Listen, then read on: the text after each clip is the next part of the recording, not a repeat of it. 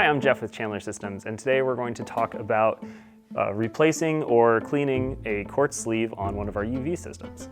So depending on the quality of your water, this may be something that you want to do every time you change your lamp. You may need to do it more frequently, but ideally you have good pretreatment in front of your water and you don't have a lot of things building up on your sleeve.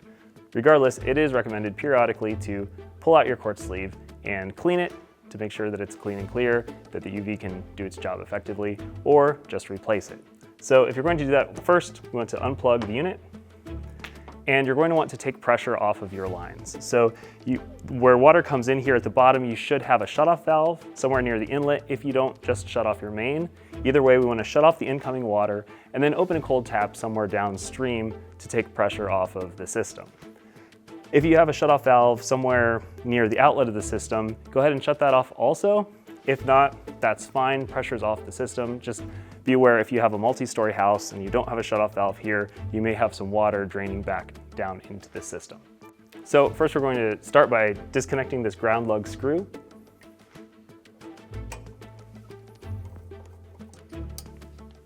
And then you're going to remove the lamp by pushing down on the socket, and it's just a quarter turn, you'll feel it pop up, and disconnect the socket from the lamp.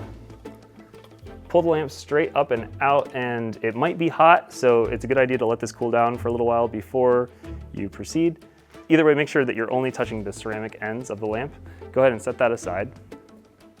So since you have to remove the lamp anyway, this is an ideal thing to do during your annual lamp maintenance. But if it's not time to change your lamp yet, just go ahead and set it aside and you can reuse it. I'm going to unscrew this gland nut. So then we can go ahead and pull out the quartz tube. I'm going to go ahead and remove the O-ring first so that I don't lose it.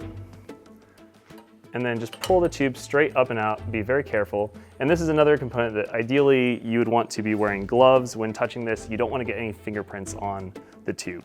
Now there is a spring inside the tube. I'm going to go ahead and take that out.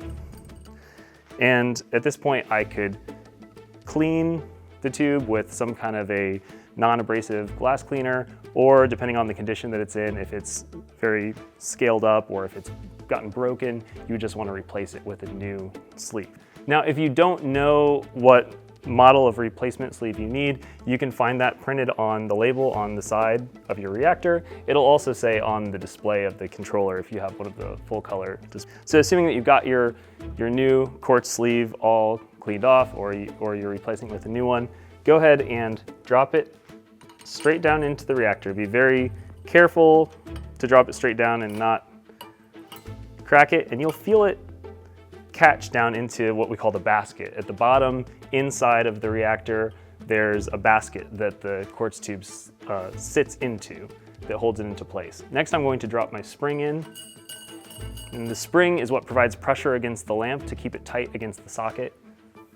Now I'm going to install my O-ring, and every replacement quartz sleeve comes with a new O-ring. So this O-ring just sits at the top of the reactor here. It seals in between this stainless lip and the outside of the quartz sleeve. So then I'm going to screw the gland nut back into place.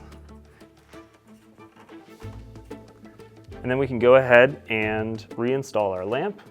Just drop it straight down into the reactor and you'll feel it hit the spring there. And then you can go ahead and reinstall the socket. This is keyed, so it'll only go one way. Plug it into the end of the lamp, and then you're just going to push that down and quarter turn. You'll feel it lock into place. And then we can reinstall the ground lug screw.